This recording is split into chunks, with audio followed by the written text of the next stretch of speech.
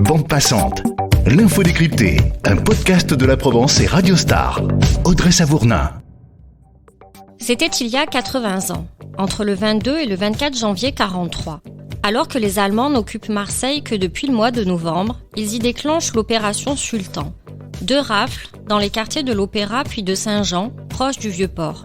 2 rafles menées avec la police de Vichy qui aboutiront à la déportation de plus de 1600 personnes, dont la moitié étaient juives, et qui seront suivies du dynamitage de 14 hectares autour de l'hôtel de ville entre le 1er et le 19 février. Un bilan extrêmement lourd, un épisode extrêmement noir et une histoire occultée, pour ne pas dire falsifiée. Une histoire réellement racontée et commémorée pour la première fois cette année, aussi invraisemblable que cela puisse paraître. En attendant que la justice reconnaisse qu'à Saint-Jean, on est face à un crime contre l'humanité. Les rafles de Marseille, enfin sorties de l'oubli, c'est le thème de ce nouvel épisode de Bande passante. À mes côtés pour en parler, 2 journalistes à la Provence, à Marseille, Laetitia Gentilly et Delphine Tanguy. Laetitia Gentilly a signé l'article historique du dossier 2 rafles, un combat pour la mémoire, paru le 22 janvier et mis en ligne sur laprovence.com. Elle a longuement interviewé l'historien Michel Ficetola, qui est l'auteur de l'opération Sultan, crime contre l'humanité, commis en janvier-février 1943. Il revient sur les faits. Donc ça a commencé quartier de l'Opéra, donc sur la zone sud du Vieux-Port, aux alentours de l'Opéra, même si ça a un petit peu débordé bien sûr dans le centre-ville, mais c'était surtout là où il y avait une concentration de commerçants juifs. Et cette rafle commence le 22 janvier 1943. Il faut savoir que c'est le début de Shabbat, donc pour être sûr que toutes les familles juives étaient chez elles et pour pouvoir les rafler plus facilement. Après la rafle de l'Opéra des 22 et 23 janvier, les policiers et gendarmes français, les SS allemands se déplacent cette fois-ci côté zone nord du Vieux-Port où nous nous trouvons. Ils vont encercler le quartier des abords de la rue de la République jusqu'au fort Saint-Jean et à la limite de la rue Caisserie. Et c'est cette zone-là qui va vraiment être impactée par ce qu'on appelle la rafle du Vieux-Port du 24 janvier 1943, qui correspond en réalité à une évacuation. Puisque d'après le plan Baudouin qui avait été commandé par les autorités françaises fin 1940, c'est toute cette zone-là qui devait être rénovée, entre guillemets. Et cette rénovation, il faut le savoir, comportait une évacuation pour pouvoir détruire des îlots entiers dans ce quartier. Laetitia, comment ces rafles ont-elles été organisées selon Michel Ficetola et dans quel but ? Déjà, il faut recontextualiser un petit peu la situation parce que les Allemands ont envahi la zone libre et depuis le 12 novembre 1942, Marseille est occupée et sous surveillance. Les Alliés ont déjà débarqué sur les côtes d'Afrique du Nord et donc les nazis ont peur que les Alliés arrivent par Marseille, par la Méditerranée. Après, pour Michel Ficetola, donc évidemment, la première rafle a lieu le 22 janvier, mais les prémices de l'histoire remontent au 13 et au 14 janvier 1943, lorsque Karl Horberg, chef des SS en France, et René Bousquet, chef de la police française, vont sceller un pacte de compromission, une sorte de pacte donnant-donnant. Les Français vont offrir un soutien logistique aux nazis pour qu'ils puissent exterminer encore plus de juifs. Et en contrepartie, les nazis vont soutenir les Français pour purger ce quartier Saint-Jean, qu'on surnomme la Petite Naples et qui est peuplé principalement d'immigrés, des travailleurs. Il y a 20 000 personnes qui s'entassent dans ces petites ruelles, comprises entre le Fort Saint-Jean, la rue Caisserie et l'hôtel de ville. Ce qu'il faut savoir aussi, c'est qu'à ce moment-là, seuls les Allemands sont habilités à utiliser des explosifs. Donc c'est eux qui vont dynamiter le quartier Saint-Jean et raser les 14 hectares, parce que les Français n'avaient pas les moyens, les autorisations pour le faire. Et donc pour tout ça, il faut évacuer la population. Et évacuer avec quels moyens ? La police française prête main forte avec 10 à 12 000 policiers, selon les chiffres et les historiens. À titre comparatif, lors de la première manifestation contre les retraites, il y a eu 10 000 policiers qui ont été déployés dans toute la France. Et là, on parle de 10 à 12 000 uniquement dans Marseille. Donc il est impossible de s'échapper, les quartiers sont quadrillés, les quartiers du Vieux-Port sont quadrillés. Donc le 22, ils sont du côté de l'Opéra et ils arrêtent les Juifs, ça continue le 23. Et le 24, c'est un dimanche matin, ils vont du côté de la Petite Naples et ils demandent aux gens, donc la police française, demande aux gens d'évacuer leur appartement, de prendre le strict nécessaire. Il faut savoir qu'il y a quand même 4000 SS lourdement armés qui les soutiennent pour cette logistique-là. Donc les gens partent avec leurs petites valises et ils ne savent pas à ce moment-là qu'ils ne reviendront jamais dans leur domicile parce qu'ils sont évacués pour toujours. Et donc il y a des contrôles d'identité qui sont effectués. 8000 personnes sont relâchées, mais n'ont pas le droit de retourner chez eux. Il faut qu'ils retournent chez des parents ou qu'ils se débrouillent pour se loger. Et 12 000 vont à Fréjus, dans un camp. Et à partir de là, certains vont être relâchés et d'autres vont être déportés en Allemagne pour être exterminés. Les objectifs des deux rafles étaient donc bien différents. La première est clairement tournée contre les Juifs. Après, du côté de la petite Naples, il y a eu des Juifs qui ont été arrêtés, parce que des Juifs, il n'y en a pas que autour de l'Opéra, il y en a dans plusieurs quartiers. Mais c'est aussi principalement tourné vers ces Européens du Sud. Il y a beaucoup d'Italiens, quelques Espagnols, mais ce sont des Blancs chrétiens. Donc ça n'a rien à voir avec ce que veulent faire les nazis. Les témoins qui se sont confiés dans la Provence, jeunes enfants au moment des faits, racontent la délation, l'arrestation brutale, les quelques affaires embarquées à la hâte, les séparations. Ils retracent des trajets, en tram jusqu'à la gare d'Aringue, puis entassés dans un wagon vers Fréjus, d'où certains étaient envoyés dans un camp de concentration. La déportation de membres de leur famille, ou encore le retour à Marseille, où ceux qui vivaient à Saint-Jean n'avaient plus rien, comme Antoine Mignemi, président du collectif Saint-Jean 24 janvier 1943, qu'il a créé en 2019. C'est au petit matin que ma mère est venue me réveiller en me disant « Habille-toi vite parce qu'il y a les gendarmes qui sont venus nous dire qu'il fallait qu'on parte de suite ». Alors bien entendu, on s'est vite habillé et mon père et ma mère discutaient en disant « Il ne faut pas oublier parce qu'ils nous ont dit de prendre du linge chaud, quoi, parce que c'était en plein hiver, hein, de prendre quelques aliments que nous avons pour une durée de 48 heures. Ils nous ont dit une durée de 48 heures, le temps de faire du nettoyage, faire le nettoyage dans le quartier. Et en partant, prendre tous les papiers, les papiers d'identité, tous les papiers que nous avons, et en partant, ne pas oublier de fermer la porte à clé. Toute la population escortée par les gendarmes français, toujours policiers et gendarmes français escortés, jusqu'au quai du Maréchal Pétain, à côté de la mairie, là, où il y avait des tramways qui étaient en attente.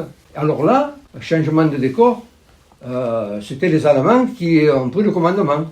Alors on nous a fait monter, entasser dans ces tramways, et à la gare de Rennes, rassemblement, et alors là, il y avait le mélange. Il y avait les policiers, les gendarmes français, les SS, la gendarmerie allemande, c'était le grand rassemblement de tout le monde, et on nous a monté de force dans les wagons à bestiaux, et on a fait un voyage de 12 heures. Quand on arrive à Fréjus, on nous sépare. Il y a eu une sélection. Sur les 12 000 qu'on est arrivés, il y en a eu 800 qui ont été sélectionnés, et on sait que ces 800 personnes sont parties dans les camps de concentration, soit en Allemagne, soit en Autriche, et par ailleurs, il y en a peu qui sont revenus. Des témoignages entendus aussi lors des commémorations organisées depuis fin janvier pour que ces rafles sortent de l'oubli, notamment lors de la cérémonie de la ville en présence du ministre de l'Intérieur Gérald Darmanin et du maire de Marseille Benoît Payan, porteur d'un message mémoriel. L'épisode des rafles de Marseille et de la destruction des vieux quartiers est bien trop peu relaté dans les livres d'histoire. Monsieur le maire, mesdames et messieurs les parlementaires, c'est à la demande personnelle du président de la République que des membres du gouvernement aujourd'hui, madame la ministre, viennent réparer cette lacune et signifier sa portée nationale.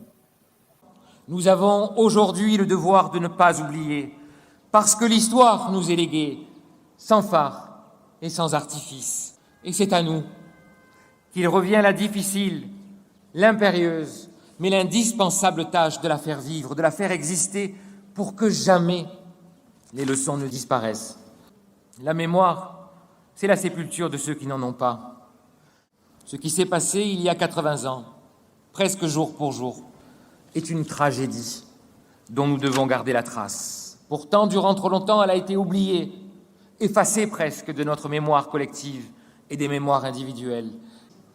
L'oubli n'est pas un manque, l'oubli n'est pas une erreur ou une maladresse. L'outil est un outil politique au service des tyrans. Il aura fallu 80 ans pour qu'un maire et des ministres reconnaissent ensemble cette opération qui porte un nom, un crime contre l'humanité. Ce crime contre l'humanité, il n'est pas encore reconnu comme tel, mais une plainte a été déposée en ce sens en 2019 par l'avocat marseillais Pascal Luongo, au nom des survivants et descendants des victimes de la rafle de Saint-Jean, dont lui-même fait partie. On l'écoute sur RMC à l'époque. Mon grand-père paternel, Paul Luongo, a été victime de cette rafle du Vieux-Port. Il en a beaucoup souffert, il m'en a parlé toute sa vie. Cette rafle oubliée de l'histoire de France, c'était une douleur pour lui. Donc c'est ce qui nous a amené à déposer cette plainte avec 4 survivants. Le but n'est pas forcément de voir un lampiste poursuivi par la justice.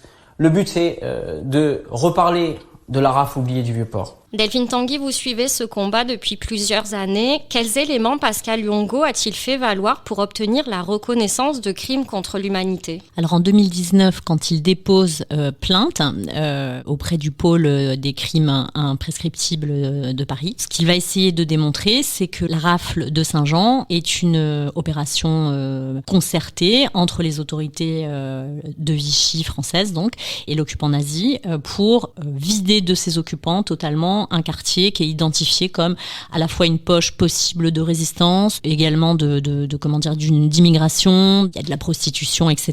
Il y a vraiment une volonté de détruire ce quartier et d'en expulser la population de manière définitive, en faisant sortir tout le monde de chez soi le même jour, en transférant les habitants à Fréjus dans un camp militaire désaffecté, surveillé par les Allemands. Et de là, on opère un tri sur des critères qui n'ont jamais été complètement éclairci, mais qui fait que 800 encore de ces Marseillais vont se retrouver déportés dans les camps de Sachsenhausen, de Mauthausen ou dans les îles anglo-normandes, dont seulement une centaine reviendront vivants.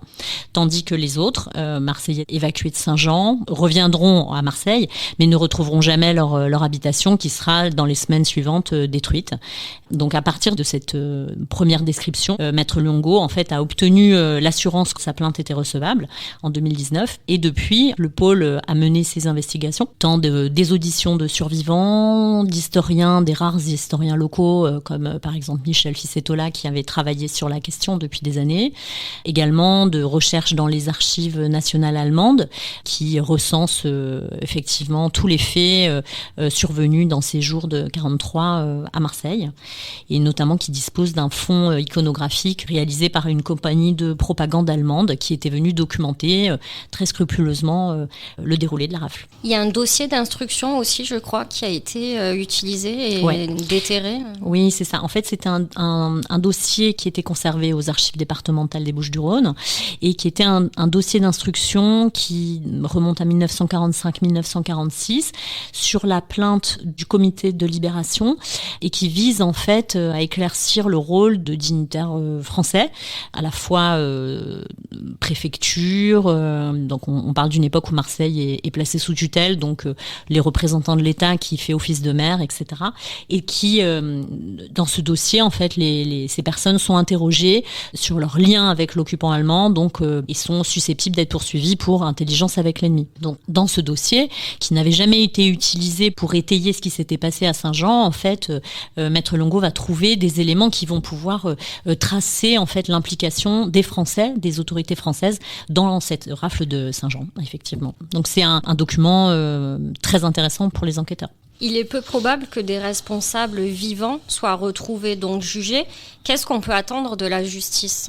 Alors, ça, effectivement, que ce soit les survivants de la rafle ou leurs avocats, ils se font assez peu d'illusions là-dessus, puisqu'effectivement, pour qu'il puisse y avoir un procès, on poursuivrait des gens qui seraient plus que centenaires, qui sont évidemment décédés. En revanche, ce qu'on peut établir, c'est la responsabilité à la fois des Allemands et aussi des autorités françaises dans ce qui s'est passé, et dire qu'effectivement, à Marseille, ce qui s'est passé ce jour-là, c'est un crime contre l'humanité. Ça permet de le dire de manière définitive, ça permet de le transmettre aux générations futures en l'inscrivant dans les livres d'histoire, tout simplement.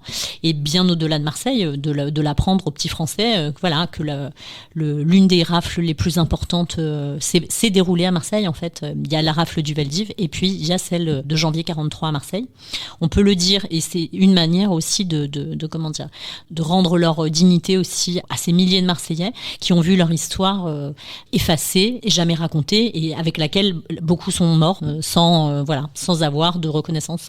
Comment ça s'explique justement cette absence de récit de cet épisode-là, voire une forme de désinformation? Parce que on a beau savoir qu'il y a 14 hectares qui ont été détruits dans l'imaginaire ou dans les connaissances collectives, on va dire. On associe ça à un bombardement, mais un bombardement de guerre, à aucun moment à une destruction volontaire. Tout à fait. Parce qu'effectivement, il n'y a pas de reconnaissance au départ de ce qui s'est passé. Les bons mots ne sont pas utilisés. On parle effectivement de bombardement. À l'époque, on parle de destruction, bombardement. Et presque dans l'imaginaire collectif, en fait, on a fait sortir des gens de chez eux pour leur éviter la mort dans des bombardements programmés, par exemple. Donc, ce qui se répand comme histoire est à la base fausse. Très peu de Marseillais, pourtant, il y a des témoins de ce qui se passe, mais personne ne s'interroge réellement sur le sort de ces gens. Aussi, tout simplement, parce que ce sont des pauvres. C'est un quartier de grande misère et c'est un quartier qui est peuplé de nombreux immigrés, notamment italiens, qui subissent dans ces années-là un racisme très fort en fait à Marseille. Donc on se préoccupe pas beaucoup de ces gens et l'histoire officielle n'en raconte pas l'histoire. Le quartier disparaît, on reconstruit. C'est la fin de la guerre. Les gens qui ont été évacués de Saint-Jean n'ont jamais pu retrouver leur quartier, donc se retrouver ensemble, se raconter eux-mêmes leur histoire, monter des comités, peut-être pour obtenir une réparation. Ils sont éclatés dans toute la ville et d'ailleurs dans toute la Provence. Certains vont même quitter la région. Ils sont dans une misère noire. Donc c'est des familles qui sont dans une survie. Donc il faut la première chose à faire, c'est essayer de rebâtir la vie et pas rebâtir la mémoire. Et pendant des dizaines d'années, en fait, ces histoires-là vont juste se raconter et parfois même pas se raconter au sein des familles. Et en tout cas, elles ne s'échangent pas dans des comités, dans des associations, etc. C'est ce que raconte très bien Antoine Mignemi. Quand on est revenu de Fréjus, comme on ne pouvait pas rentrer chez nous, on a été éclatés et dispersés. Si on aurait été regroupés, on aurait pu dire par rapport à nos problèmes, on va se mettre ensemble, on fait un rapport de force, on va se faire reconnaître, comme on fait les Juifs, avec juste raison. Et plus encore, c'est que nous étions une population pauvre. Il y en avait qui ne savaient ni lire ni écrire. On a été vraiment isolés les uns des autres. Et c'est maintenant qu'on est en train de se constituer. Vous vous rendez compte ? Il a fallu attendre très très longtemps pour que les survivants, qui étaient donc eux des enfants très petits durant la rafle, commencent à discuter à une petite dizaine en fait. Et c'est là que la mémoire peut se dire, parce qu'ils ont tous vécu cette même histoire. Et aucun historien ne s'est jamais penché sur cette rafle pendant toutes ces années. Non, il y avait simplement donc le travail de Michel Ficetola, donc historien local, amateur, sur le quartier qui lui est cher aussi, tout simplement, sur ses voisins. Et lui a commencé ce travail, mais dans une relative indifférence. Par exemple, la communauté scolaire a très peu repris en fait ses travaux pour en faire des témoignages auprès des jeunes. La municipalité marseillaise, pendant de très nombreuses années, a refusé une plaque commémorative spécifique à la rafle de Saint-Jean. Aucune cérémonie vraiment officielle n'y était organisée pour les habitants de ce quartier. Donc voilà, l'histoire allait disparaître tout simplement avec ces derniers survivants. Et qu'est-ce qui fait que cette année, justement, c'est le moment Je pense que ça, c'est le travail de Maître Luongo, qui a permis de porter devant la justice ce qui s'est passé à Marseille en janvier 1943. C'est les médias aussi, les médias marseillais, mais nationaux aussi, se sont emparés de cette histoire incroyable, en fait, qui semble incroyable. Enfin, ce qui semble incroyable, c'est pas qu'elle ait eu lieu, c'est qu'elle n'ait pas été racontée avant, en fait, voilà. Et il y a eu énormément de travail journalistique là-dessus pour la faire connaître, ce qui fait que du côté des autorités, on peut plus non plus l'ignorer, je pense. Et puis on a changé de municipalité aussi, et on sent dans l'équipe actuelle une volonté d'inscrire cet événement dans l'histoire, contrairement à la municipalité de Jean-Claude Gaudin qui avait balayé cette affaire avec une grande indifférence. C'est la fin de cet épisode, merci de l'avoir écouté. Merci à Laetitia Gentilly et Delphine Tanguy d'être passées par bande passante. Merci à Arthur Soribin qui a recueilli les propos de Michel Ficetola, ainsi qu'à Laurence Mildonian pour ceux d'Antoine Mignemi. Et à la semaine prochaine pour un nouveau décryptage de l'actualité sur laprovence.com ou sur la plateforme de votre choix.